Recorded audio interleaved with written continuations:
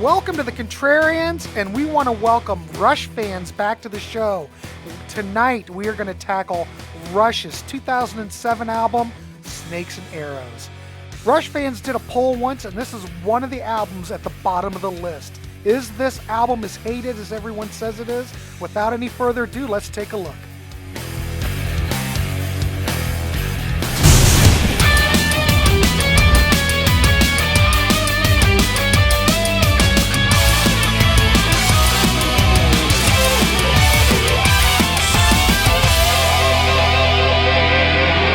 Welcome to the Contrarians, and tonight I want to welcome Rush fans to the show.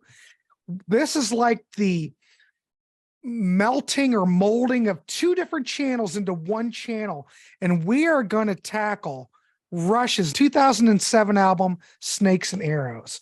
Now, the last album that Rush fans and Contrarians tackled was Counterparts, but tonight, Snakes and Arrows, kids. Now, I'm not sure how much of a dark horse record this is.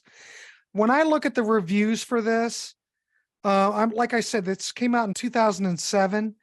The reviews for this are fairly positive. I mean, AllMusic gave it 4 out of 5 stars. IGN gave it 7.5. Rolling Stone, of course, everybody knows this. They hate everything. They gave it 3 stars. Pop Matters gave it like a 7 out of 10. I don't know. Is this a dark horse record? I'm leaning maybe it's not. We're going to throw it out to the panel and see what they say. So give your ranking out of 10, and then we'll kind of follow up at the end. So I'm just going to go clockwise. So Jonathan, you want to start us off? Sure. Thanks. All right. So let's hear what you say about Snakes and Arrows. Well, Snakes and Arrows is an album I absolutely love. There's like an edginess to this album. I can't explain it, but when I listen to it, I just feel like there's a rambunctious, there's an edginess to it. I love the whole album. I love the way how it flows. I love just Geddy's voice on it. It's just really good. And then you got your typical Neil drum fills, his drumming, the great melodies, hooks, bass, guitar. And another thing that I wanted to point out about this album is the acoustic guitar. There's a lot of acoustic guitar on this album, which I really recognized listening to this. And I could be wrong, but I counted like 9 songs out of 13 that have Alex playing acoustic on this album. And I absolutely love it. There's not a lot of solos. I'm a guitar player, so I might be focusing on Alex more than anybody else. But I just, even his solos in some of the songs are just fantastic. They move with the songs. And then with the keyboards, there's just enough keyboards in the album. I know there's Rush albums in the past, like Hold Your Fire, that might, people say there might be too much keyboards, and Counterparts, the album we just did, doesn't really have any keyboards. I just think there's enough in this album that makes it just fill it up, makes it flow. I really enjoy it. Some of the highlights I picked in this album. First of all, Far Cry. I put that as a top 15 Rush song of all time for me. I can put that in any dream, set list for Rush. I absolutely love that song. I love how it starts. Rush is very good with opening songs, Anthem, Dreamline, like any era of Rush, they just hit a home run every time with an opener. The Main Monkey Business is one of their instrumentals, and we talked about Leave That Thing Alone too with Counterparts, which is fantastic. I love this song too. I love the way Neil drums with this song. I love Geddy's bass playing with this song. I love Alex, how he just chimes in when he can, with the guitar playing in this song. I love the whole thing. And The Way the Wind Blows is an interesting song. It starts out really bluesy, and then it turns into something totally different. And I just thought that was really, that's one of the things I noticed with that song. I thought that was just really awesome how they just turned it into something different throughout the song. Faithless is probably my second favorite song off this album. I love the chorus. Um, Bravest Face, I love the groove of this song. And one of, Good News First is the last thing I'm going to talk about. When I listen to the beginning of that song, I feel like that's vintage Rush. I hear it with the keyboards, the bass, the drums, the guitar. I'm like, that is vintage Rush. That first 20 seconds. So is this a dark horse album for me? I'm biased. I can't say it is. I love it. So I don't think it's dark horse, but out of 10, I'm gonna give it a 9. I'm gonna get a 9 out of 10. Holy crap, that's great. So Jonathan, let me just throw it out there real quick because I want to, I want to talk to everybody. What was your gateway drug to Rush? I mean, what was your first record that really took you and just brought you in? Well, my dad had Hemispheres. That's a pretty easy album for me to say I really got into it, but I want to narrow it down to one song, Free Will. When buddy from high school actually gave me Retrospective 1, which is their earliest greatest hits. I forget what year it came out, but listening to Free Will, that song, I could not stop listening to it. I probably listened to it 100 times, like in a week. And then I ended up getting like Fly By Night, and then, Farewell to Kings. And then I started venturing into the 80s, into the 90s. But like that period, that late 70s, early 80s period, that's what really got me into Rush. Excellent. Oh, excellent. I'm always curious about when people first hear things because everyone's perception's different. Like I started, because I'm 1,000 years old. My first record was like Hemisphere. So, I'm kind of partial to that era and everything that came before and after. But I was just curious. So, Jonathan, so you're going to give this a 9. Yes. All right. Excellent. Thanks so much. I appreciate it. All right. Let's throw it over to Ryan Murphy. Ryan, what's your thoughts on this one? Yeah. So, dark horse. So this was actually my idea. This one to do a dark horse panel on, and I think it is a dark horse record because a few years back on Rushfans, we polled our followers on what their least favorite album was, and this record appeared at the bottom 37 out of 551 times, which is a 7%. Wait, which falls. Okay, let me read that one more time. So this was ranked least favorite. So 37 people ranked this record their least favorite out of 550 people who did the poll, which is a 7% rate. But I feel like this record is either one that is absolutely adored, which I adore it, or people absolutely hate it. So there's not a lot of in between from what I see on Facebook and Instagram and Twitter and all that. So that's why I think it's kind of a dark horse. Originally, my first impressions of this, I hated it. This was like, I would have ranked it last in my favorite Rush records.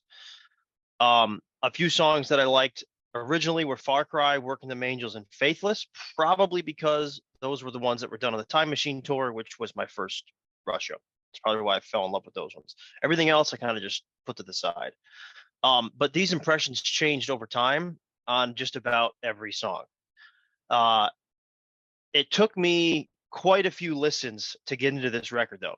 And Sarah, first and foremost, we did a series called Stick It Out on which of course is Rush Pond, on our YouTube channel, Rush Fans, where we have to listen to a handful of Rush songs that we don't like over and over and over again. And 2 songs from this record were on my list, Armor and Sword and Spindrift. Hated the songs. They're both probably top 10 now for me. They're like Armor and Sword and Spindrift are 2 top 10 Rush songs for me now in terms of favorites. So if you're someone that dislikes this album, I say listen to it. You might come around on it. Now, some facts about this record: it was recorded about an hour from me in the Catskill Mountains in New York in 2006 at Alair Studios. It had a beautiful view for the band. It was a fantastic atmosphere. They loved recording there. Thematically, there isn't really a running album theme like we talked about. Counterparts, obviously a huge theme through that album. There isn't really one theme throughout this, but I get a lot of experiences and connections with the world thematically with this album. So kind of a continuation of Vapor Trails, but a little bit less, I guess, emotional connection to Neil and all that. So highlights, Far Cry, Johnathon already said it. I mean, this is the hit song in this record. You've got the Hemispheres chord that Alex brings back at the beginning and the end of the song. And the band loved this song. It was played every tour since it came out. Armor and Sword's harmonics. Lyrically, I think Armor and Sword, nobody gets to their heaven without a fight. The battle flags are flown at the feet of a god unknown. I think these are just powerful lyrics from Neil. I think Faithless is a sister piece to Armor and Sword, because Armor and Sword, you've got the religious people who use religion as a positive, but also religious people who use religion as a, to go to battle with, basically. But then Faithless talks about, just using your own moral compass, right? Not really being religious. This is one that Geddy loved.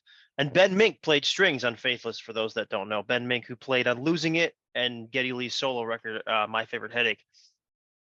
The Larger Bowl, very experimental for Rush. It's constructed in the form of a pantoum, which is like, you could just Google it. I'm not going to try to explain that. But another great guitar solo from Alex on this song. Absolutely love the solo. Spindrift, super heavy and eerie. The way the wind blows, lyrically, kind of what it talks about. These are all highlights for me. Good news first. This is a Dark Horse song, in my opinion. I agree with what Johnathon said, but this is a song that Alex thought was weak at the very beginning, and because it was originally written with just acoustics, and then they added electric guitars to it, and it jumped up to one of Alex's favorites. Another song that has a super emotional guitar solo, phenomenal guitar solo. We Hold On, the highlight in that song is the whispering, the backing vocals, the whispering that you hear, like that's kind of a callback to the Twilight Zone. This record has 3 instrumentals on it, which is kind of cool. It's the most instrumentals on any Rush album. And all but 3 songs from this were played live. So I think that's another highlight for the band, that just goes to show that this record was written to be played live. Lowlights, Bravest Face kind of falls a little flat for me. It's got a really cool intro, but it just, I don't know. I like the song, don't get me wrong, but it just feels like it's missing something. I feel that there might be one too many songs on this record. It definitely feels like it's drawn out a little bit at the end. They're all good songs, but it just feels like there might be something that could have been pulled. And I think it could have been Hope. I think Hope could have been like a live only song, like a Bruins Bane type thing. This is very different than the other albums in the catalog. I think it's, got unique construction. The track order is super unique, the use of acoustics. But I want to talk about the album artwork last before I give it a rating. This is the album artwork that was chosen. This is actually a take on, I believe it was Snakes and Ladders, or Indian painter named Harish Johari made this. Neil wanted this as a cover. Hugh Syme did this. Hugh Syme wanted this as the cover. Of course, this looks a lot more like a Rush cover. This doesn't, but Neil gets the last call. So this is what became the cover, just for those that critique that cover. Go watch the Game of Snakes and Arrows documentary on YouTube. It's definitely worth the watch. I think you'll definitely fall in love with the record once you do. And I'm right there with Johnathon. Johnathon, I give it a 9 out of 10. I think 9 out of 10, excellent. Just the lowlights that I mentioned, just take it down for me. I mean, this is, ask me today, I might say my favorite record's Power Windows. Ask me tomorrow, I might say my favorite record's this. So excellent. Hey, Ryan, I just want to throw this out there real quick. How do you feel about the sound quality on the record? Vapor Trails was a nightmare. They remixed it. When I listen to the production on this, I think there's a lot of these Rush albums in the later period that are very jacked up, brick-walled, but I don't think this one's so bad. Do you like the production on this record? After you look at it, I know you didn't like it originally, but how do you look at it now? Yeah, I didn't dislike it originally because of the production. It just didn't it didn't work for me originally. Now, like I said, I love it. But yeah, I think the production's fantastic. I think the producer Nick Raskin-Linitz, he did Snakes and Arrows and Clockwork Angels, and I think they're both phenomenal records, and I think they both sound great. And again, that documentary that I mentioned, it's called The Game of Snakes and Arrows. You can just put it on YouTube. They talk through all that. It's a phenomenal watch, about 45 minutes. So, I mean, there must have been a reason they brought him back for Clockwork Angels, because, you know, obviously the band was very positive and they approved of what he did. I think the production is great. So much improved than Vapor Trails. Even though Vapor Trails was remixed, it's still a mess. But anyway, Ryan, so you're going to give this a 9? correct. All right. Excellent. All right. Todd Evans, what's your thoughts on this one? Okay, well, like Ryan, I didn't like this album very much when I first heard it, but there's a backstory to that. Everybody who knows me and hears me talk about Rush knows that the era of Rush that I like, which is basically Grace Under Pressure and the next 3 albums. So from Test for Echo on, I was gradually becoming more and more disillusioned with what Rush was doing.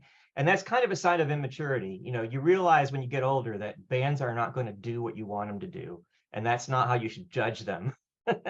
But basically, I had read a couple of, during that period, late 80s, early 90s, mostly 90s, I read a couple of articles where Getty and Alex talked about how they were going to try not to write on the keyboard, or they were going to try to, you know, write on the guitar.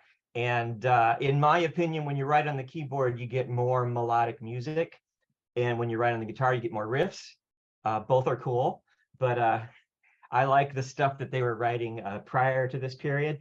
But, you know, each of these albums, both Vapor Trails and this one, Vapor Trails sort of tried to do the orchestration with like harmonics and guitar effects and stuff like that.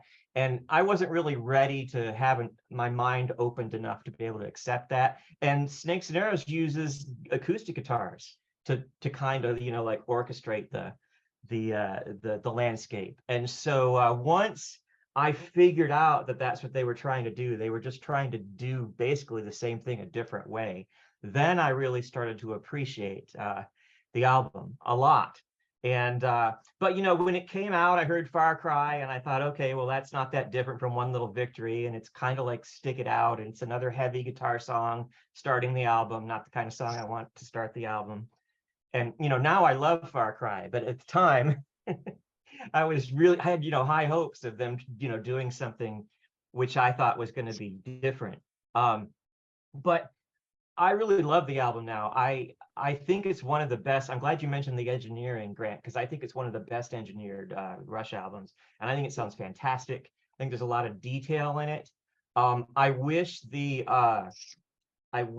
keyboards and the strings were higher in the mix, but I appreciate the way they used them. I think using Mellotron instead of synths was a good plan if they were, you know, going to try to change things up. But highlights for me: Armor and Sword. I'm just gonna name all the songs almost. Armor and Sword, Work of the Angels. I love the larger bowl. I like the lyrical content of the larger bowl. I think Spindrift is cool. Spindrift I dismissed for years until I realized how creepy sounding it was, and then I really started to get into it. I really like the way the wind blows. I typically don't like that kind of bluesy rock. It's not the kind of thing that I'm really into all that much, but I love the way they start the song that way and then it turns into something completely different. And, you know, as I get older, I start to appreciate that kind of music more anyway. But I think Faithless is probably my favorite song on the album. And it's funny, Good News First. Ryan was talking about the Rushfans show Stick It Out, where people had to pick songs they don't like and then listen to them over and over and see if their opinion changes. I used to think that Good News First would be, if I ever did that show, would be what I would put on my list. And until I got the vinyl, and for some reason it just hit different coming off the vinyl, and it just sounded a lot better. And so now that's one of my favorites. Low lights, I think, would probably be I'm not crazy about Brave as Face. I don't really like We Hold On. I think there's a handful of Rush songs that on certain albums that I think are kind of weak closers, and I think We Hold On is one of them. I think that's one of the songs that could have been left out, but then I don't know how they would have ended it. So they would have had to really mix up the song list in order to come up with a closer that's better than that one. So I would say that my opinion of this album has really evolved over the years, and I'm going to give it a 8.5. All right, 8.5. So far, it's looking really good. So, Todd, I know you're a keyboard guy. I know you like power windows. You like that era. I feel that this record, to me, when I listen to it, I think Alex Lifeson really shines. The acoustic parts, the solos on here just kick it. It's reminiscent of what came before. What are your thoughts? I'm just curious how you look at Alex Lifeson on this record compared to like before. I think it's one of Alex Lifeson's best records. I have to agree. Yeah, and just the way he layered the acoustic guitars in there, and the way he put them in songs that you wouldn't think he would normally put them in, I think it's great. I think it sounds inspired. Yeah. So Can I just add one thing real quick? yeah, go ahead, Ryan, please. I just want to add. Now's a horrible time to just jump in. I should have said this when I was No, talking. we want to, or at the we want to beginning. keep it loose on this discussion. So feel free to jump in. Anybody who wants to make a comment, please just jump in. So Todd and I both touched on Armor and Sword. Armor and Sword is the only time the album title is mentioned in the lyrics, Snakes and Arrows. It's the opening lyric to Armor and Sword. So just a factoid for anyone wondering, where does this appear? Because, like Grace Under Pressure is not anywhere in the lyrics type of thing. So that's where it appears. Just wanted to throw that out there. Super excellent. All right, 8.5. And Todd, there's nothing wrong with 8.5. Thank you very much. Bill Schuster, let's throw it over to you. What's your thoughts on Snakes and Arrows? All right, well, I'm going to give it a 2.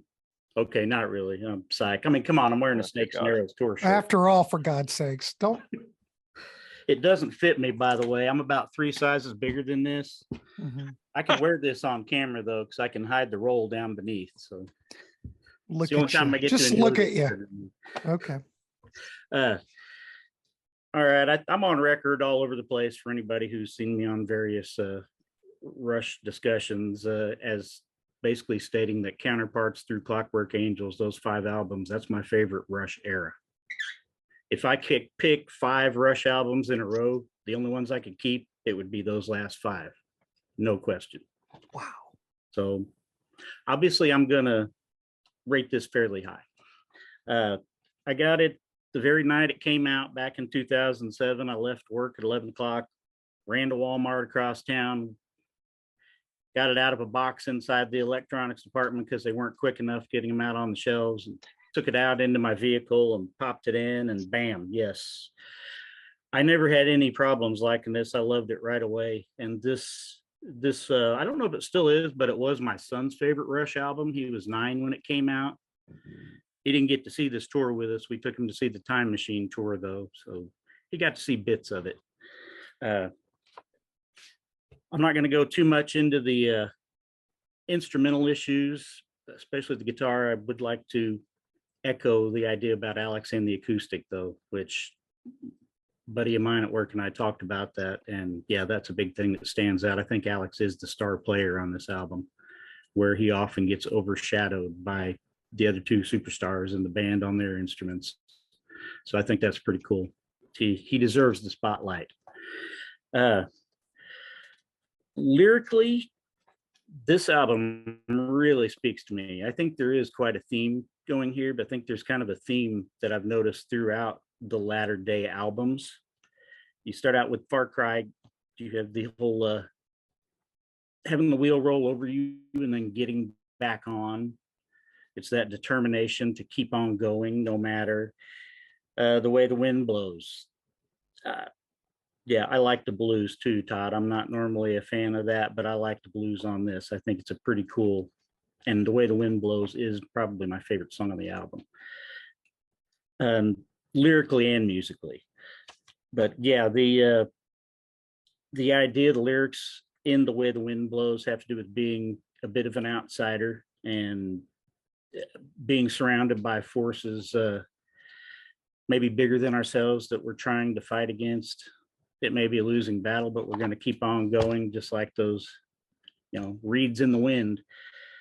And I think hope, I would disagree with Ryan as far as removing hope if I was going to pick one, because I think it makes a wonderful bridge between The Way the Wind Blows and Faithless.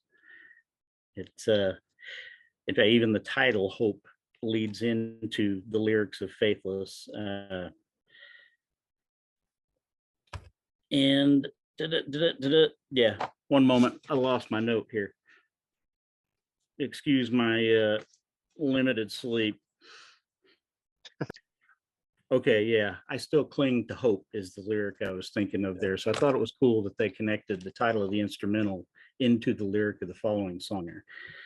But again, the lyric, I will quietly resist. It's another someone fighting those battles against larger forces. There's so many places in this albums like that. Bravest face, same thing. You might as well rise, put on your bravest face. It's just this. All right. I'm going to cheat a little. Forgive me for going too deep into the notes here, but that's the way my brain cells are working right now. Along with the political and religious-based lyrics, the album as a whole is about chipping away at the overwhelming forces that work against us. This album is for the underdogs who keep putting one foot in front of the other. It's for all of the kids who felt seen when they heard Subdivisions all those years ago. Fighting these little battles might be Neil's main theme of the last 5 albums. If you really examine these, and I think that's a pretty wonderful valedictory statement, really. I mean, it's an important message and it inspires me quite a bit. And I'm going to disagree with Todd on We Hold On. I think We Hold On is a great closer, but then, I'm speaking of being tired because I work overnight. So I keep going until dawn, 5 or 6 days out of the week. And every time I come on and do one of these shows in the evening, I'm barely holding on. It's hope, literally, right? At the end of the record, it's like Everyday Glory and Counterparts. Exactly. That's another song that's a hopeful ending. Yeah. Yeah, I thought of Everyday Glory and I thought of Nobody's Hero also, both to tie back to the previous episode in this series here. So yeah, that's a wonderful theme. And I really think that Geddy, this is probably an unpopular opinion, but this is a Contrarians thing too. So oh my. Go ahead. I think this is Geddy's vocal peak. This album is I think the wear and tear started to show after this, especially on the Time Machine tour. Yeah. But here, I think he does a wonderful job of bringing out all the nuance, all the emotion in Neil's lyrics, and it's very effective for me. Quick mention of the tour. I do recall at the time that there were so many songs in a row from this album that there was a big dead spot in the show. There were a lot of the more casual hit-based fans were getting restless. I was cool with it because I liked it, but Rush fans are going to be Rush fans, so we're in the minority even at Rush shows back in those days. I'm going to go ahead and why not? I was going to try to be more critical. I was going to try to say, Neil's drumming is a little basic in spots, or a couple of the vocal melodies were a little awkward, but I don't care. I'm giving it a 10. This is my favorite Rush album. 10, holy crap. I tried to be critical too, saying let's take out hope, but I want to keep it. Like I tried to do something to critique it. Yeah. Well, I'm just curious, Bill. 10. 10. Holy crap, that's wonderful. What makes you think that Neil was like underperforming? Do you think that maybe he was just playing think about the material on the record? Wasn't he just playing to what the song needed? Exactly that. I even have written here that, there's Neil's drumming seems a bit straightforward at times, but then he throws in something cool without overplaying. He serves the songs well. I was thinking of him Yep. as maybe a tarted up Ringo here on this album, who really did do what the songs required. He wasn't Right. saying, look at me, look at me. He was saying, look at these songs. But this album is a bit different than the others. So I don't know if I want to, it's more, should I say it's more Is it song so different oriented? because Alex stands out? I never even thought about it like that. I think it was Bill that mentioned that Alex stands out so much. Yeah. I never even really considered that, but Alex finally shines, whereas Geddy and Neil, I don't want to say take a back seat, but I mean, usually it's one of them that's shining, and this record, Alex really shines. So But you know, maybe right, if that's you why it's so unique. but think it back in the old days. I'm just saying, like Permanent Waves. Listen, I was born in Moving '93, Pictures. so hold on. Yeah, hold on you're there. just a baby. But think about it back in the other era, the 70s era, everybody seemed to be very equal. And I'm not Sure. saying Alec and Geddy went above and beyond. The music changed. Alex played to what it needed for that certain record or that track. Right. But this record's a little bit different than what came before. Alex Lifeson now seems to be much more out front. And I think that the balance is much more balanced. So I don't know. Another thing about this album is that Nick, the producer, had a lot of input as far as what Neil was playing, and Neil and Nick got along really well. So every once in a while, from what I've read, Nick would say, "Hey, why don't you try this?" And then Neil would try it and say, "Hey, that's cool." And so I think that was really, I don't know how many other producers actually. It'd be interesting to find out how many other producers actually gave Neil ideas on how to play things. Mm-hmm. But that could have something to do with why Neil's output seems a little different, maybe. I don't know. I think it's kind of refreshing. It's a little bit different take than what we've had before. Bill Schuster, 10 out of 10. Holy mackerel, look at you. Not quite. All right, thank you very much. Jamie, let's go with you. What's your thoughts on Snakes and Arrows? Well, I think it's time for the negative train to roll in. I don't like this album. And here's the thing. It's a little more complicated than that, because I used to think I liked this album.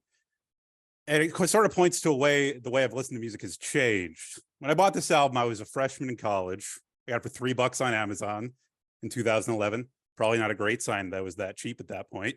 But I just got all the songs, threw them onto my library, and they went into the rotation, the shuffle rotation.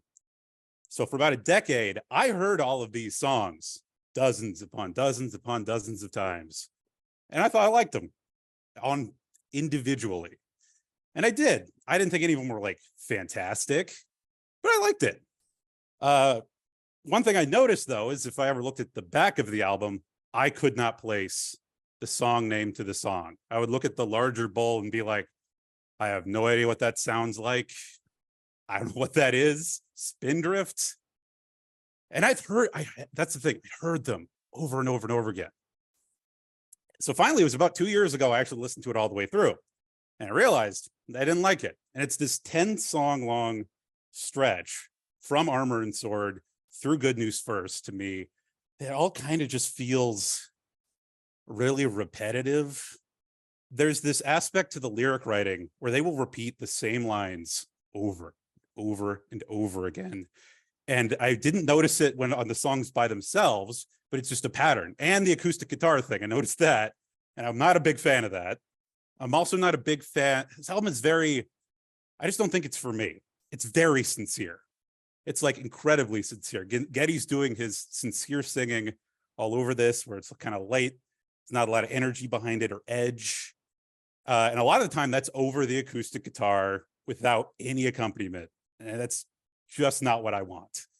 And when he's not doing that, I kind of don't like Geddy's voice in this album. When he's not doing his sincere singing, it feels like he's doubled and tripled, and there's an echo and a reverb on his voice. There's a lot of effects on it, it feels like to me. And most of all in Good News First, where they put a spooky ghost effect on his voice. That's not to say it's terrible. It's not. There are parts of this album I like a lot. I actually really like some of Neil's drumming on this. And I do think the solos are good. but it is just sort of a cumulative experience. It's like, okay, I will say, I love Far Cry. Far Cry gets me every time. I've listened to this album a lot to try to keep it in my brain because it just slides right off. Every time I listen to Far Cry, I think, oh, maybe I was wrong about this album. Maybe it is better than I thought. And then Armor and Sword starts, and I'm like instantly losing all the energy because it's just that real dour guitar line, the doom, doom, doom, doom, doom, doom, doom. I don't know. It's just not the speed I want. And like I said, it really does feel repetitive. It works on Far Cry because it's a song about like a wheel rolling over you. They have already done a song about that, but it's a little different. So I guess that's fine. They already did Between the Wheels, but so it works for that song. But then Armor and Sword, you'll hear things like sometimes the blank is too strong or the spirit is too weak. You hear that over and over again. Working Them Angels, overtime. You hear that about 100 times. Spindrift is just a series of questions they repeat. And I mean, the larger bowl in particular, it's designed to be repetitive. That's the poetic structure they chose. It kind of makes it worse. It's the most acoustic. It has a chorus that is just a whoa, whoa, whoa, whoa, whoa. And that's what breaks up the lyrics. I don't know. I don't like Hope. I actually don't like The Way the Wind Blows.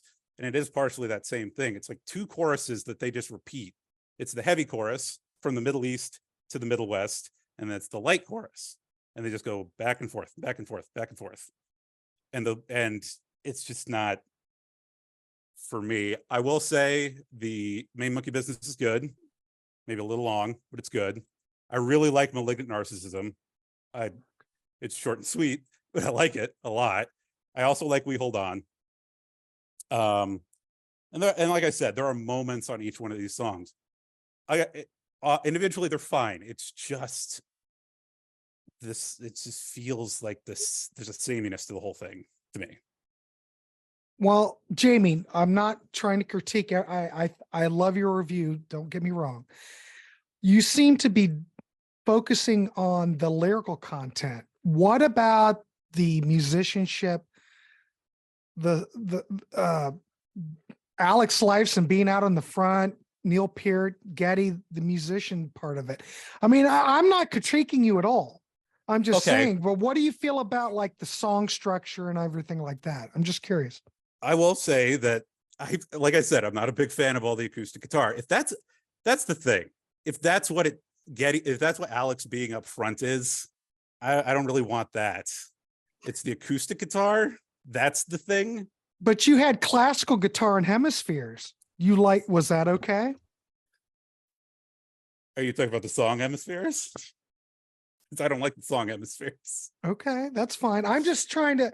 I like the back half of What I'm trying to Hemispheres. say is I don't think this is too far removed than what came before to some degree. So if someone's looking for something, if they long for something in the past, how a lot of the 80s fans and the 90s fans are always going, oh my God, if they could just put out another Hemispheres, good Lord, everything would be back and everything would come back together. I'm just curious, but you never were. I don't know Jamie, when did you come into Rush? I'm just curious. When it came, I mean, I've heard Rush almost my entire life because my dad listened to classic rock radio. I mean, it was the same dozen songs or so that we played on the radio. Right. But I really got into it in college, and that was in 2010. They were basically done. So I had everything available to me, and I just kind of had a shotgun blast. Like I said, I got this album, I think Counterparts, Test for Echo, and probably Moving Pictures at first. I don't really have an era of Rush. And in terms of the music on this, it's sort of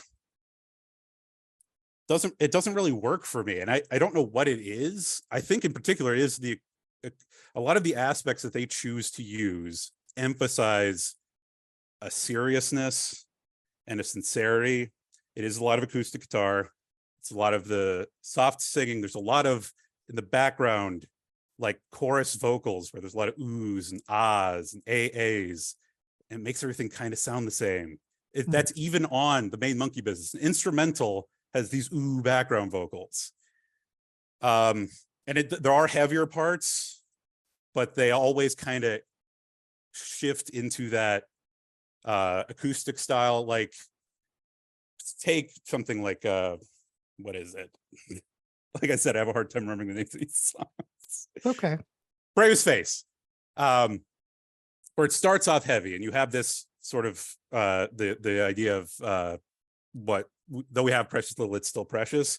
Then it goes into the verses, which is acoustic guitar and Geddy doing this very strange vocal styling where he's like squeaky, and I don't know what that choice was. And you get to the verses and it's more standard Rush.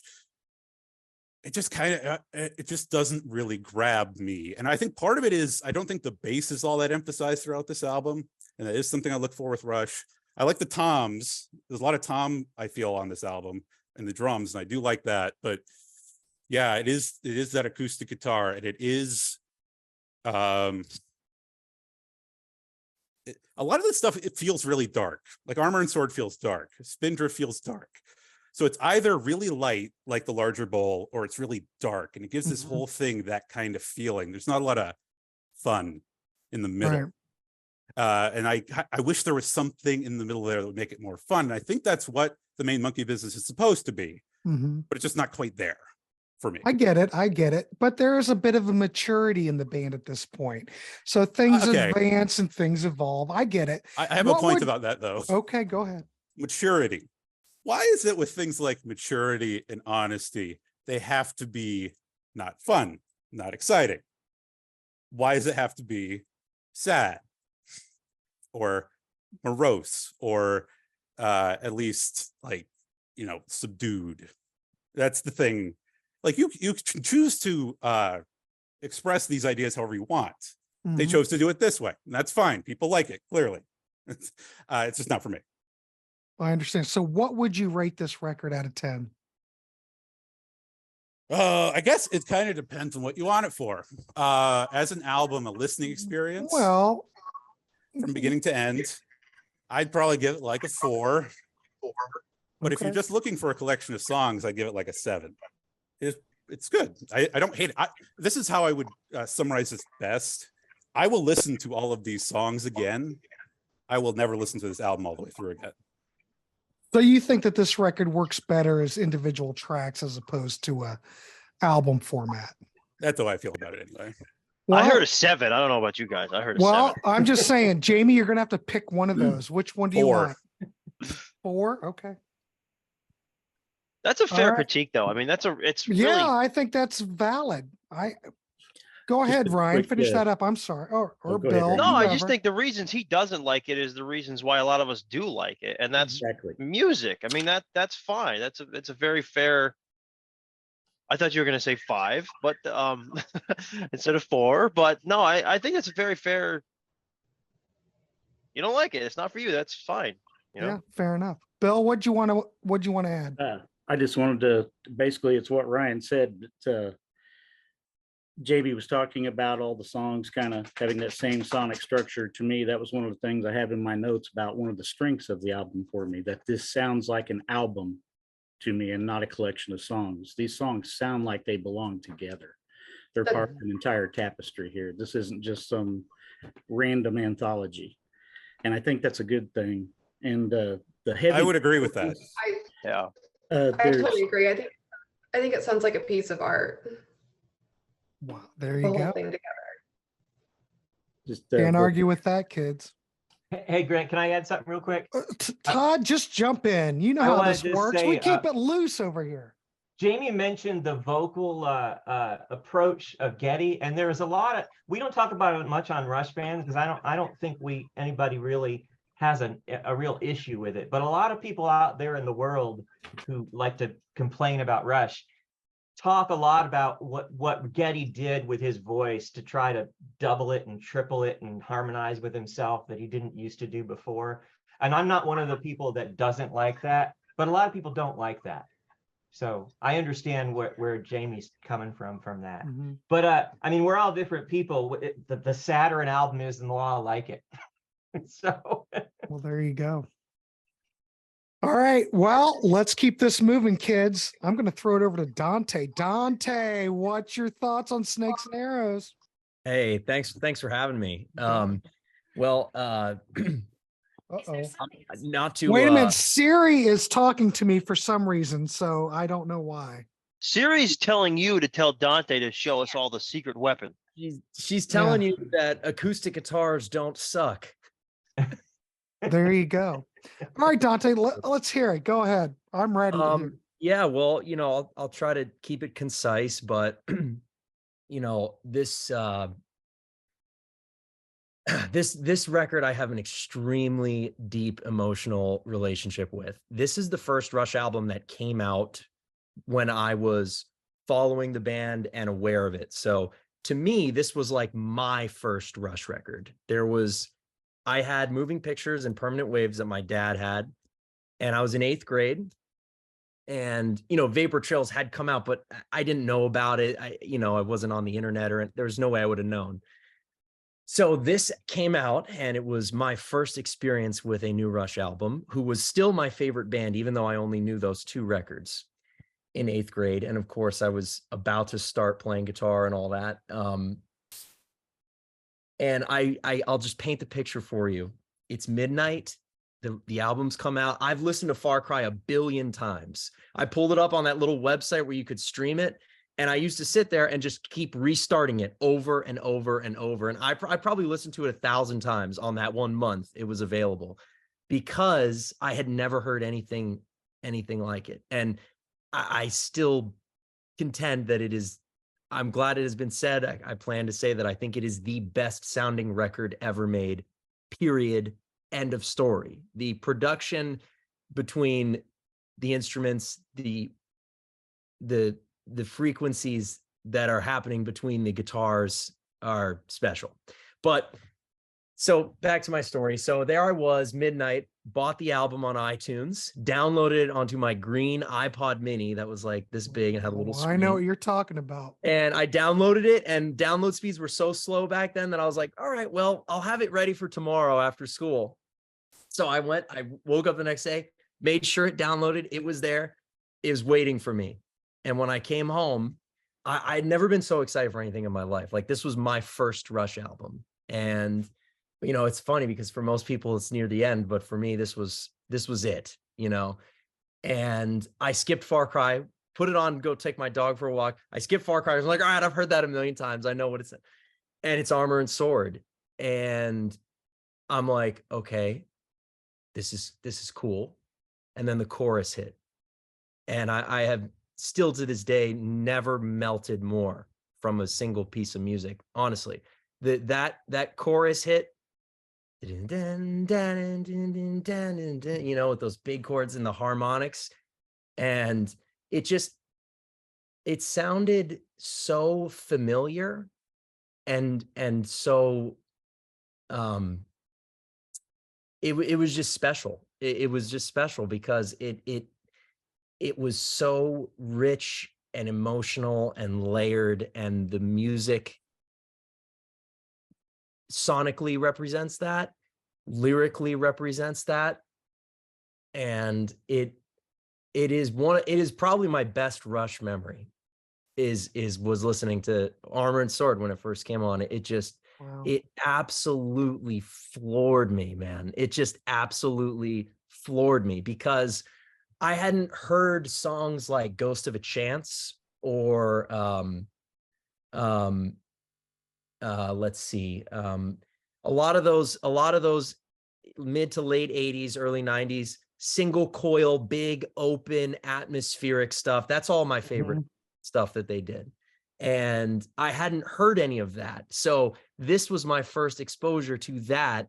And this was done masterfully between the tellies and the acoustics and everything. Yeah. And it brought me to my knees, man. It was one of the best musical moments of my life. And then, the record follows, I mean, for me. But I have that memory, and I also have the memory of being at the beach. I grew up in Florida. I live in Florida. Being at the beach, and I used to skimboard, and I would just stand there with my skimboard and run at the water and drop it and try to try to surf on the waves and shit. And Mhm. the song that was always blasting through my head for that whole period, it was The Way the Wind Blows. And I just sang that chorus over and over to myself. We can only grow the way the wind blows. And it was just, you know, that bass line, dune, da, da, da, dune. It just makes you want to move, you know. It's just so open. The album sounds so open, and it's because the acoustics, man, they never did anything else like it. It's extremely unique, and it was just so open, and it just felt like this emotional opening in my life. So I have an extremely biased personal opinion of Snakes and Arrows. That's fine. I leave the objective analysis to you guys, because you guys have covered it way better than I could. But personally, that's kind of my story with this record, you know, and it influenced me so profoundly, and it stuck with me in my life for so long, more than any other Rush album, because it was mine, and it came out at that point in my life. And you know, when I hear any of the songs, and I get the critiques. I don't think objectively it was probably their best. It probably wasn't their best songwriting. It probably was, but there was just an emotional. There was a melancholic atmosphere, and that has always been in their music, and I think they exaggerated it on this record, and that is not for everybody. It is very much for me. So, okay. Oh, sorry. No, So go ahead, Dante, how old were you when this happened? I was in 8th grade, so I was like 13. Okay, well, you were a prime target. Prime. You know, okay. No, I know exactly what you're talking about. You remember when you're like young, you're like 13, 14. And I've talked about this before on my channel on the Contrarians. When you hear something, and I'm going to say that this is what happened to you, you hear something that just totally changes your life. It's like the clouds part, the waters part. It's one of those things. And I'm going to assume this is one of those records that this is what happened to you. Yeah. Oh, it did. There was. Well, I mean, we're going to write this down as a 10, kids, because I already know what he's going to say. Oh, yeah. Yeah. I mean, spoiler alert, right? When I quit my job to be a guitar tech, and eventually a musician, I got this.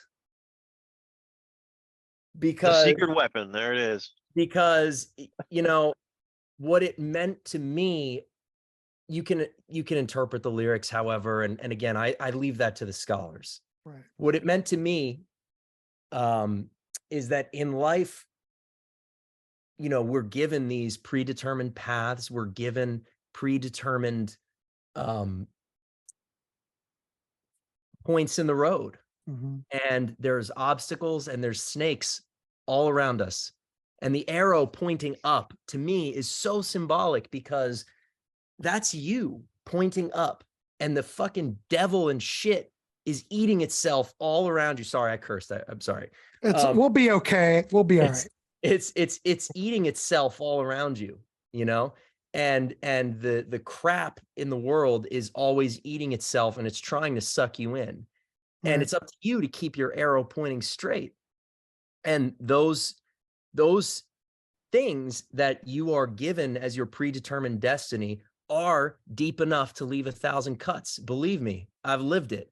And we all have in our own ways. So, you know, I got the tat because I was like, man, this is something that 13-year-old me would be really proud of me for doing. And, you know, that again, it's an amazing sounding record. There are great songs. Some are kind of forgettable, but they still have the texture, you know, but there was just a ferocious melancholy in this album. And Rush is always about energy, but the tone of Geddy's voice, I'm so glad you guys brought that up, because the tone of his voice, I agree. I think it's his vocal peak. That voice takes you to another place. It really does. It has a tone unlike any other.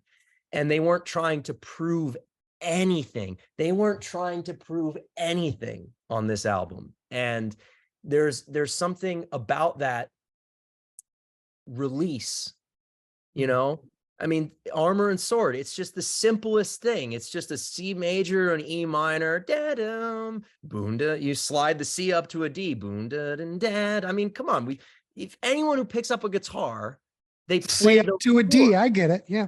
You know, they play those chords. You slide the C up to a D, and it's like, oh, it's got some juice in it, you know. So anyway, I won't belabor the point. You guys get it. But I think it's a really special record, and I can understand why it's not for everybody. It's my Rush album though. Well, that's perfect, because when you're 13, everything's new and fresh. I totally get it. Yeah. And for this to be your gateway drug, I applaud Dante. No problem. So I'm going to say you're going to give this a 10. Oh, of course. Okay. Of course. Right. I mean, look, I'm not a critic. Okay. Every Rush. No, this is fine. Every Rush album is a 10 to me. Mm-hmm. They're all 10s, you know, they're the best band of all time. Yeah, I mean, I started listening to Rush in first grade, and it was, you know, they turned me into a little atheist kid in Catholic school.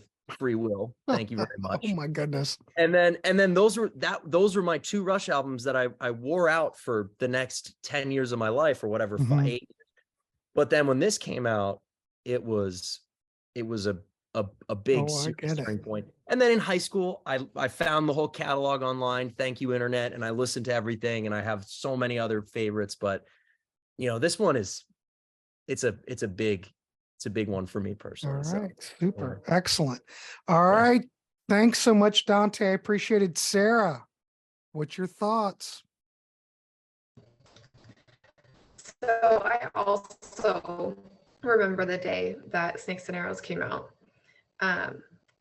So it was released on May 1st on my mom's birthday, and we didn't go out and get it on that very day. I don't know why. I think it was a work day or whatever, but I remember her getting it, I think as a birthday present.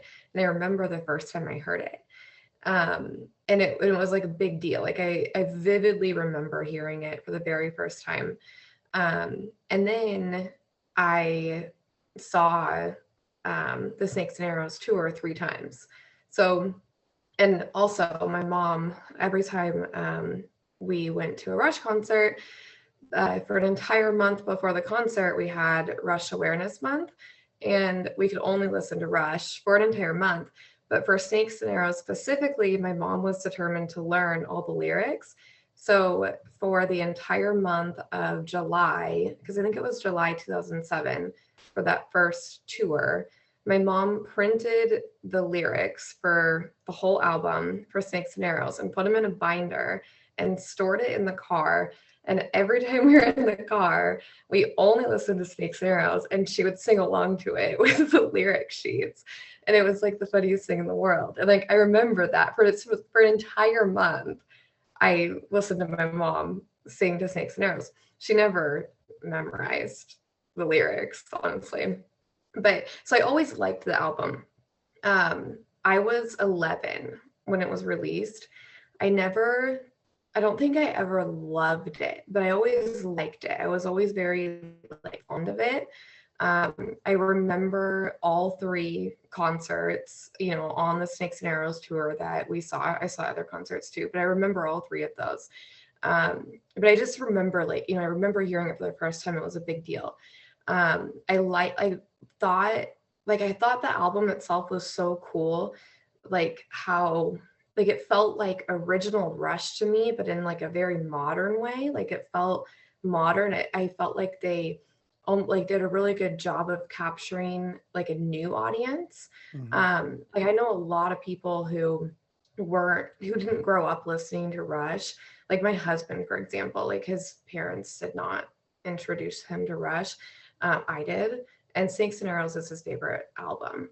Like, I think that, like, same with my cousin who I'm close to, her husband she introduced him to Rush, and Snakes and Arrows is his favorite album. Like, I think that they did a really good job with the era that they released it into. Like, it fit the era, it fit the time period of the 2000s, but it still felt like them, you know, like it felt like them. I don't know. So I felt like they did a really good job with that. It felt like Rush. It felt like they went back to almost like that original, but in a modern way. I listen to this album a lot now. In the last few years, it has become one of my very favorite Rush albums. I have it. It's kind of, I was telling Ryan that it's like one of my it's like one of my gym rotation albums. So I listen to it about 3 to 4 times a week, because I like live along with 3 other Rush albums. So my 2 favorite songs on it are The Way the Wind Blows and Workin' Them Angels. I love The Way the Wind Blows. It's like probably in my top 5 Rush songs, of all the Rush songs. Like I just love that song so much. I really love the album. There's not a lot I don't like about it, except for there's a lot of instrumental. So very often when I'm at the gym, by the time Hope comes on, I'm tired of all that instrumental. And Hope by itself is a beautiful song. Like, I like Hope. I want Hope on that album. And by the way, when I listen to Rush albums, or really any album by any artist, I listen to it from beginning to end the way that it's supposed to be listened to. I do not ever shuffle music. Wow. Ever by anybody. Like, I want to listen to the album. So I don't ever put any music on shuffle. I don't shuffle Rush music. I start it from beginning to end.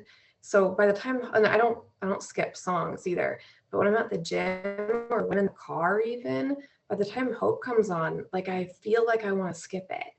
And I don't like that. I don't want to skip it. But very often I do, because I don't know, it feels like it feels like too much. So I feel like with the main Monkey Business, and then The Way the Wind Blows, and then Hope, it's like maybe just too much instrumental right there. But I was telling Ryan that I like there has to be a reason why they did that. Like, I know that there's an intention, like they have an intended order, right? Like, there's a reason why they did that. And I think the reason is because of the vinyl. So I haven't listened to it on vinyl.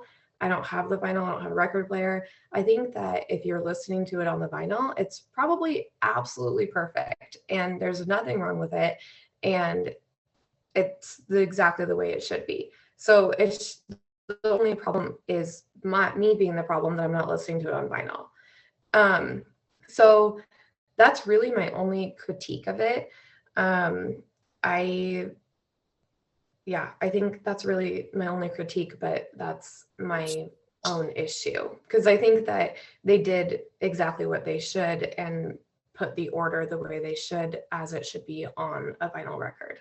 So Sarah, what would you end up rating this out of 10? If I mean like really critical, really critical, I'd give it a 9.5. Wow, I think you're fine. So to Sarah's point about the vinyl, did this come out in 2007? Yeah, there was no vinyl. The vinyl came out later when they. That's what I thought. So anyways, I don't know if that. Yeah, they put this out in like 2012 or 13, or they put it out later. Yeah, way later than like in the. I feel like they would have planned. They planned like, I don't know. I think that they would have planned it. Like, I think they knew what they were doing. I trust their. I agree. Yeah. Yeah. I think one thing we should talk about too is with The Way the Wind Blows and with Wait, I have one more. With the times. Yeah, go ahead. The other thing, the thing about all those instrumentals, I was saying this to you earlier. The way that all the songs transition together is beautiful. It's perfect. By the time, so when I'm listening to it, like when I'm at the gym or in the car, when the main Monkey Business comes on, and then when The Way the Wind Blows comes on, I don't even notice it coming on. And then Hope comes on and I don't even notice it. Like the transitions between the songs, like you don't even like it's just beautiful the way it transitions. So even though it's like a lot of instrumental and a lot of like that acoustic and like, you know, a little bit of like a slower, you know, it's really beautiful. Like the flow, the entire album, the whole flow of the album is beautiful. That's all. Wow. Well, It's art. Brian, did you want to say something? Sorry. Yeah, and Sarah loves The Way the Wind Blows, and speaking with, you know, an album that was with the times, one of the lyrics says, "It seems to leave them partly blind, and they leave no child behind." You know what that's critical of, correct? George Bush's No Child Left Behind Act from that time period. So I thought that was interesting, how that it talks about that in a song that talks about how you're brought up. That's The Way the Wind Blows. Mm-hmm. So Sarah, real quick, I know I was trying to keep this to an hour, but the discussion is so great. I'm sorry. But what was the record? Was this like the first record that opened you up to Rush, or was there another record? I'm just curious because everybody's story's different, and I'm just fascinated what your gateway drug was to Rush was. I don't know. Like I was probably listening to Rush in the womb, but the first memory I have, like the first song that I remember hearing was The Pass. And I think the reason I remember it is because it came on. I was about 4 years old and I said, "Mom, who's this?" And she said, "It's Rush." And I was like, "What?" And your mom was into it. Your mom liked Rush. My brother's name is Getty. Okay, well all right, kids. Well, the story ends there. That's all you need to know. No, it doesn't. What's your kid's name? Yeah, what my son's name is Peart. Oh my God. My son's name is Neil. Yeah, my mom's like beyond into it. But yeah, like I think I had heard, like I knew who Rush was. I grew up, like even before I was 4, I probably knew the lyrics to so many songs, but I heard The Pass and I recognized it as sounding just different, you know? And I just remember hearing that song and I was 4 years old and I'm like, this is Rush? And I just thought it was like the coolest song. And so I think that probably that was when I like had my own appreciation, you know? But yeah, my first concert was R30 and I've been to 10 since. Holy mackerel. Wow. What can I say? Well, I'm just kind of blown away. 9.5. Thanks for your I just like a little background. I absolutely love it. Thank you so much. Eric Winter, last but not least.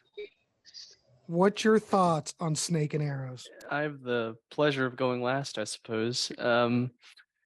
Dante, I totally get what you're saying about having that deep personal connection to the album that first came out when you first became a fan. When I had become a fan, the next album to come out was Clockwork Angels. So I feel a really deep personal connection to Clockwork Angels. I love that album. That being said, it was not Snakes and Arrows. I do not have a lot of love for Snakes and Arrows, unfortunately. It is not one of my favorite Rush albums. If I went back last night and like, if I'm doing this, I have to do it the right way. How do I rank all 19 Rush studio albums? It was in the bottom 3, unfortunately for me. Now, why is that? One of the things that I picked out while you all were talking, because I mean, you all covered it in a wonderful way. It was great to listen to. Almost made me change my mind a couple times, but not quite. But I picked out a bunch of words that you guys used, and heavy was used a lot. Dark was used a lot. Subdued, I think Jamie used subdued. Dante, melancholy. I think it describes it really well. However, I think these were all done better on different albums. I think Heavy has been done better on Counterparts. I think Heavy's been done better on Clockwork Angels. I think Dark was done better on Grace Under Pressure. And the melancholy subduedness to the album, I feel like, is what brings it down for me. I think Todd talked about the uniformity of the sound, or maybe it was Bill who talked about, I love this album because you can tell it's an album and it was put together in one way. But I think since I didn't grow attached to that subduedness of it and the whole thing sounds subdued, I have a tough time really getting into it. Now I think the production is good. It's very easy to pick out, all the different instruments, all the different layers. But I think the production was better on Clockwork Angels with Nick Raskulinix again coming back for Clockwork Angels. I think it was great. I think that's one of the best sounding albums of all time, to steal Dante's phrase. And this is going to be heresy. I know. All right, careful, Eric.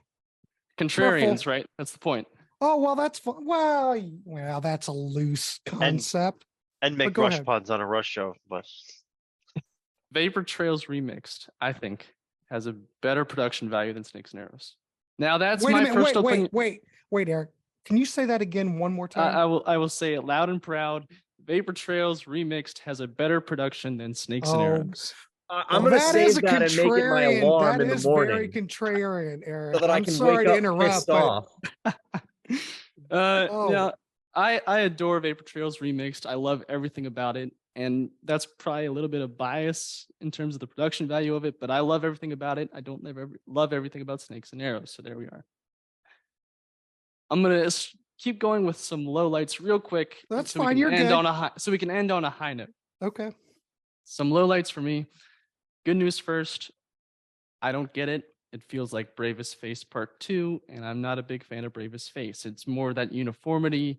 I don't know that there's a huge difference in terms of the songwriting between the two. And since I don't get Bravest Face and Good News First comes right after it, it's just like, now what? We Hold On. It's fine. I think the lyrics serve as a good album closer. I don't know that the song serves as a good album closer, if that makes sense. It has a good message to finish the album. I don't know if it has the right oomph, the right energy as a song. And then Faithless. I know people love Faithless. Fine, I don't get it. It's not for me. I don't know that there's any specific reason. Maybe it's just more of the melancholy subduedness of it. It's not for me. We're going to move on to some highlights because I want to end on a good note. The Way the Wind Blows is a fantastic song. It is great, especially live on the Snakes and Arrows tour, which I didn't get to see, unfortunately, but listening back to it, amazing, especially the line, it's a plague that resists all science, gives me chills every time I listen to it. Working the Angels, again, people have talked about it, great song. Armor and Sword, again, great song. Those are my three favorites. And finally, as a highlight, this came up while Sarah was talking. Something made it pop up in my head. Two of my other favorite bands are the Eagles and the Doobie Brothers. I love the Eagles. I love the Doobie Brothers. I think the Eagles put out Long Road Out of Eden in 2007 or 2006. And then the Doobie Brothers put out Liberty or Liberté. I don't know how you're supposed to say it, but in 2021, I think. And when I've listened to those albums, I get almost nothing out of them. It sounds like they were doing the same thing they've been doing, back in the 70s. Maybe there's one or two songs that are good, but it sounds the same. When I listen to Snakes and Arrows, maybe you could say they're going back to their roots, but it's different. You can tell that they're pushing boundaries. They're trying something different. It doesn't sound like, the same old Rush going through the motions in the way that I get the sound from those two albums from the other two bands. So as an album as a whole, compared to everybody, it's fine. It's good. As a Rush album, as part of Rush fans, I cannot say that. So I'm going to give it a 3 out of 10. Eric, you may just have broken the internet. When we post this, the internet may never be the same. And I think you've broken Sarah and Dante's hearts. But I will, a 3. All right. Well, let me ask, I know we're trying to wrap this up because I wanted to keep it to an hour. But you said as a Rush album, you don't look at it as a okay. Please explain. As a Rush album, you think it failed? Go ahead. I really just have to know. Well, sure. So we use this comparison all the time, or this, way of thinking all the time on the Rushfans channel. It's tough to compare Rush to other bands as a hardcore Rush fan, because to tease Ryan a little bit, if you were to say I could listen to every bit of Kiss's catalog or every bit of Iron Maiden's catalog or Snakes and Arrows for the rest of time, I would choose Snakes and Arrows without a doubt. Mm-hmm. Which doesn't feel fair to me for this kind of review. So I'd rather review Snakes and Arrows versus the 18 other Rush studio albums and just leave it at that, because that feels like a more. So you're looking at honest Snakes comparison. and Arrows as its own entity. You're not comparing it. Well, you are. You're kind of comparing it because you said as a Rush album, you're going to give it a 3. I'm not questioning your review. I think it's great. But are you looking at the record? How do I want to put this? As its own entity, and you can't compare it to any other Rush albums, or anybody know where I'm going with this? Yeah, I see what you mean. I think if I were to take it as if I had never heard anything by Rush before and I were to listen to Snakes and Arrows, Mhm. I'd probably rate it a little bit higher because I didn't have that expectation going in. Mhm. I'm maybe a 5 or a 6, but having that expectation going in, I would say 3. So we're going to go with the 3. I just Think want to so. make sure before I calculate. That's all. But I think so. I can't argue with your review. I think it's great. I have no issues. All right, kids, this has been a great discussion. I'm trying to wrap it up in an hour, we're a little over. Does anyone have anything else to add before we tally this up? I just want to quickly say thanks to Jamie and Eric for giving us a little of the other side. Mhm. Todd and I took part in a show with Peter Kerr and Tim Derling on Rock Daydream Nation last year about this album, and it was a total love fest. We all were just totally positive about it. So it's good to hear. It's good to hear a little more of a balanced opinion, and these guys did a nice job of explaining why they had problems with it. Agreed. And Yeah. the I would internet's agree. overrated anyway. So if Well, it breaks- it's just a figure of speech, Todd. The internet will go on. I mean, so in the comment section of the last one, I got called a Rush homer, and I kind of Wait a wear minute. that with Wait, Ryan. What? A Rush homer? a Rush homer. Oh, Yeah, I what still is don't that? understand. I just gush over everything that Rush does, and I kind of wear that as a badge of pride now. I mean, because sure, yeah, I guess I am, but I mean, go watch the Contrarians episode where I critique the debut album as Rush's worst. I hate using the Agreed. W word, but my least liked, or what I think is the least best Rush album, the debut album. I mean, we all have our favorites, and that's the beauty of music. And I think Jamie and Eric's critiques were great. I would 100% agree. I think they're great reviews. I think they're fair reviews, and certain music will resonate with certain people, and with Rush, at the end of the day, with Rush fans, we kind of use the phrase all Rush is good Rush. You just have to give it a chance. I agree. So, All Rush Give is Snakes good and Arrows Rush. another chance if you haven't. I mean, maybe the debut's not your cup of tea. That's a totally different band at that point. Until they got Neil on board, it's almost like I still that think it's record's- great. Well, I it's just think great it's for least what it best is. Rush. Right. Like, that's all. Mhm. Yeah. Yeah, I get it. All right, kids. Well, I tallied it up, and the tally is not bad. An average is 7.9 out of everybody. So the whole premise was, is this a dark horse record? Based on the group, based on the panelists here, don't forget we've got a combination of Contrarians and Rush fans here. We come up with a 7.9. Well, Ryan, didn't you come up with this topic? Didn't you throw this out as a dark horse? Well, I suggested this. I mean, like, to Well, me, like, why when do you say it's a dark horse record since you suggested it? yeah, like, I think a dark horse, as a sports guy, a dark horse is someone that, sneaks into the playoffs as a 6 seed, but has a chance to really make a run. And I Mhm. think that's where this record is. I think this record, there's a lot of people that love it. There's a lot of people that hate it. So it gets a pretty average rating. So that's your sixth seed in football that sneaks into the playoffs, but could make a run. And I think we talked about it tonight that a lot of us like it. And I think it could make a run to the top of everybody's lists. Well, I mean, well, a 7.9 is not bad. When I went through like the rating of like what people reviewed it, this is a 4 out of 5 star album. So it fits right in with like an 8.9 around in that area. So what we're talking about and what the professionals reviewed it as, it's just right there. So If you think about how many Rush fans you've met and you ask them, what's your favorite record or your top, how many of them would say Snakes and Arrows? right. None. well, Almost I wouldn't none. say that Well, a either. couple of us But on here, yeah. Like your I- average Rush fan, I think most would not even say it.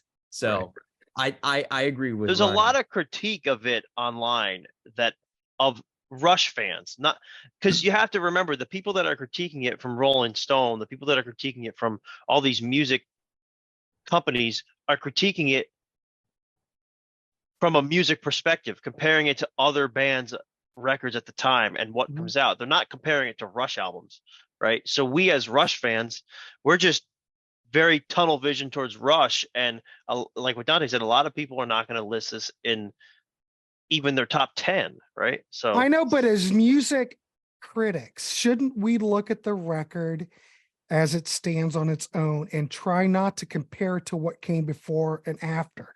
Shouldn't the body of music stand up on its own?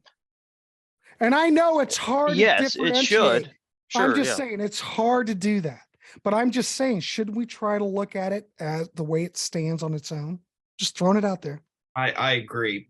It's so hard being a Rush fan because we're so emotionally invested. I listening to everybody, like Dante said, that was like his first, one of his first albums. He's so emotionally invested in that album. That's how I was with like Permanent Waves and Hemispheres. And it's hard for me to like, as much as I love Snakes and Arrows, it's hard for me to compare those albums I'm so emotionally invested in. And I have to sit back and think, okay, let's look at this objectively. But it's tough. It's tough. These albums are just, Todd mentioned Power Windows is his favorite Rush album. It's that emotional investment we have in this band. And I think that's why people, like you mentioned, Ryan, like on, YouTube and everything, I think if they hear something that is against an album they're so emotionally invested in, they like, what do you mean? This is crazy. It's They just die on the hill. Yeah, right. Yeah. Right. And this is why this band is so special, because we have so much emotional investment in it. Yep. Well, I think with Rush, I think you could legitimately make the argument that any single Rush album is a dark horse album in some capacity. I think you could make the argument that Permanent Waves is the dark horse best Rush album. Now, using the word best in music is tough. Well, because you it's are subjective, Ryan. but- You are right. Permanent Waves is the best Rush album. But so I mean, would like, give you that. well, you could say Hemispheres or A Farewell to Kings are dark horse best Rush albums, or Signals or Power Windows, or like, you know what I mean? Or you could make the argument. I mean, you already did Caress of Steel and Hold Your Fire prior as dark horse Rush records, that they're better, that underrated, right? I mean, that you see that word get used in the internet on all the Rush forums Underrated. every That single might day, even be a but- better term. Underrated. Yeah. Right. But I mean, yeah, I mean, you could make the argument that any single Rush album is a dark horse Rush album. Mhm. To some degree. You could make the argument that Moving Pictures is a dark horse best album ever by any band. I mean, we probably all would think that about any Rush album, but I mean, like in general, music critics could, like, Rush is so freaking good that you could really argue anything Rush is dark horse to a certain degree, if you use the context right, I think. So I have to agree. Yeah. All right, kids. I think we've done it. We've given this record a 7.9, and that's nothing to sneeze at. I just want to say I've really enjoyed this evening. We've went over, it's 8:29. We've went over a little bit longer, but when we're talking music here on the Contrarians, it's all about the music. And I do want to thank the members of Rush Fans for coming on. I want to thank our Contrarian Patreons that come on tonight. What a great discussion. I really, truly enjoyed it. And an hour and a half went by like that. All I want to say is please check out the Contrarians and Rush Fans. Subscribe, like. If you like this video, there is more great content down the line. And I hope that we can do some more Rush shows with the Rush Fans. This was a blast. I really want to thank everyone for coming on tonight. And I don't know, what more can I say? I hope that Dante and Sarah will be okay after Eric's review, but I'm assuming that they'll be okay. But does anybody else have anything to add before we wrap this up? All right, we're good. All right, everybody. Thanks a lot. Subscribe, like everything. This was a blast. We'll see you on the next one. All right.